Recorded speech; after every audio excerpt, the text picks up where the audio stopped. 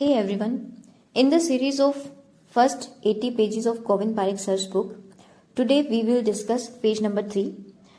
इसमें सबसे पहले आता है नपुंसक भेद. आचार्य चरक ने 4 बोले हैं और आचार्य सुश्रुत ने 5. आचार्य चरक के 4 भेद कौन से हैं? ध्वजोपघात, बीजोपघात, वृद्धावस्थाजन्य और शुक्रक्षयजन्य. बेसिकली ये नपुंसक के भेद इस तरीके से नहीं बोला है आचार्य चरक ने. उन्होंने क्या बोला है? ये क्लब्बे के भेद हैं. ये किसके भेद हैं? क्लब्बे के भेद हैं. और ये मेंशन कहाँ है?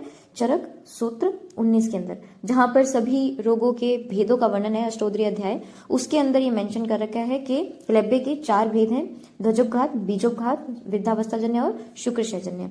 आचार्य सुश्रुत ने शारीर स्थान 2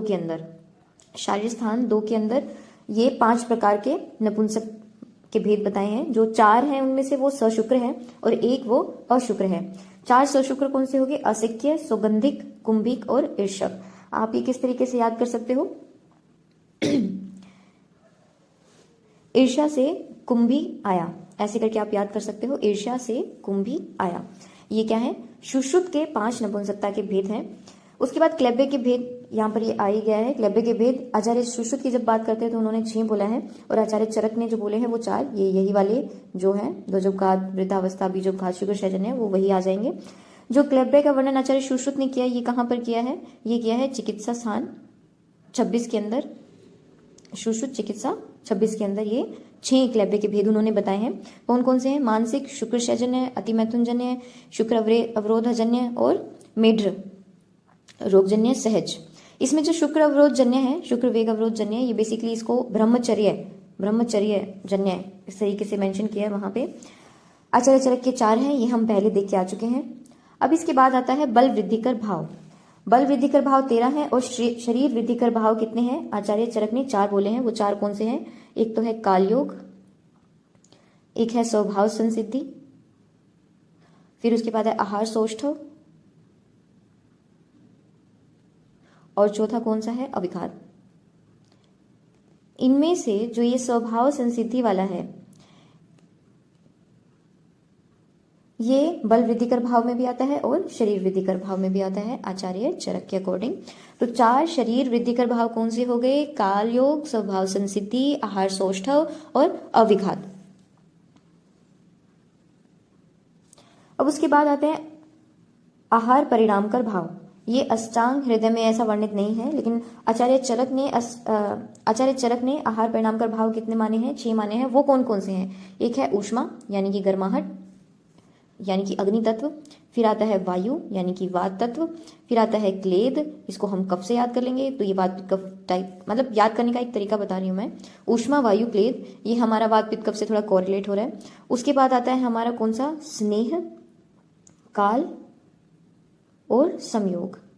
स्नेह, काल और संयोग. ठीक है, ये 3 आप याद कर लोगे, अगले 3 अपने आप याद हो जाएंगे. ठीक है, तो इस तरीके से आहार परिणामकर भाव कितने हैं? 6 हैं आचार्य चरक के अकॉर्डिंग. उसके बाद हम आते हैं कोष्ठांग पर. कोष्ठांग आचार्य चरक ने कितने बोले हैं? 15 बोले हैं. फुफ्फुस को कोष्ठांग नहीं माना है. आचार्य सुश्रुत ने 8 बोले हैं, वाग्भट ने भी 8 बोले हैं और काश्यप ने कितने बोले हैं? 13 बोले हैं. काश्यप ने कितने बोले हैं? 13 बोले हैं. जब भी हम अष्टांग हृदय और अष्टांग संग्रह की बात करते हैं तो अष्टांग हृदय में क्या है? जो अष्टांग संग्रह ने माने हैं 8, उसमें उन्होंने 3 और ऐड कर दिए. वो 3 कौन कौन से हैं? नाभि, क्लोम और डिंब. तो इस तरीके से अष्टांग हृदय के कितने होंगे? 8 और 3 11. अष्टांग संग्रह के कितने हैं? 8. सुश्रुत के कितने हैं? 8. काश्यप के कितने हैं? 13. इसके बाद हम आते हैं आशय. आचार्य सुश्रुत के अकॉर्डिंग 7 हैं और स्त्रियों में एक एक्स्ट्रा है. वो क्या है? गर्भाशय. इसीलिए स्त्रियों में आशय 8 है और वैसे आशय कितने हैं सुश्रुत में? 7. काश्यप ने भी 7 आशय बोले हैं. अब आचार्य सुश्रुत के 7 आशय कौन से हैं? वात, पित्त, कफ आशय, रक्ताशय. ये 4 तो हो गए, वाताशय, पित्ताशय, कफाशय, रक्ताशय. उसके बाद 3 कौन से हो गए? आमाशय, पक्वाशय और मूत्राशय. आमाशय, पक्वाशय और मूत्राशय, ये हो गए 7. और जो एक्स्ट्रा बोला है वो कौन सा है? जो स्त्रियों में होता है गर्भाशय।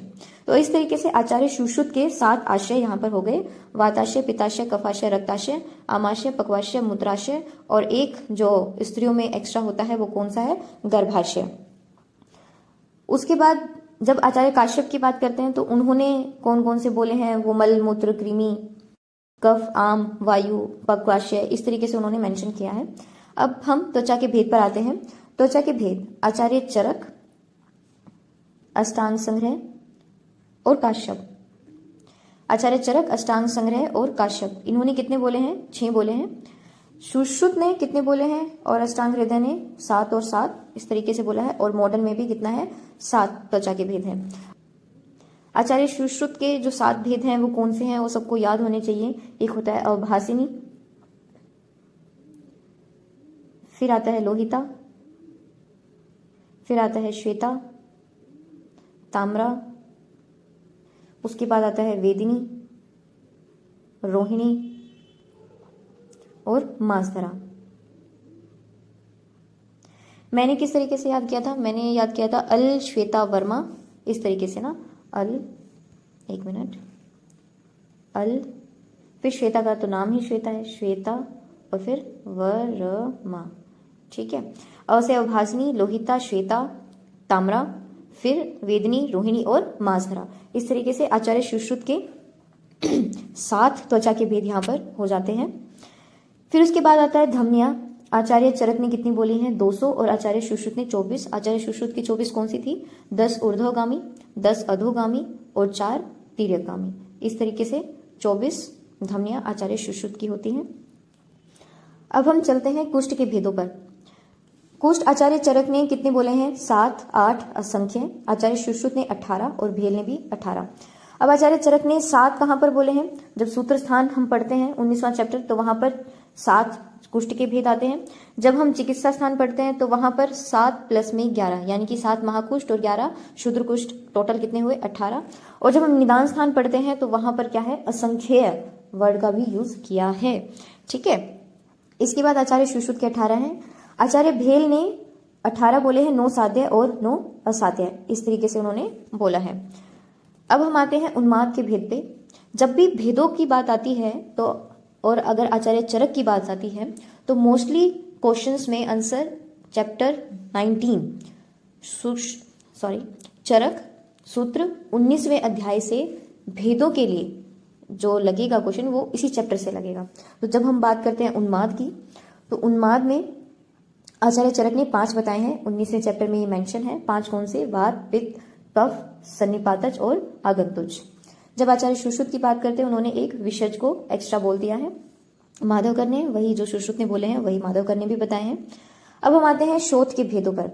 आचार्य चरक ने शोथ के भेद 2 बोले हैं और 3 भी बोले हैं।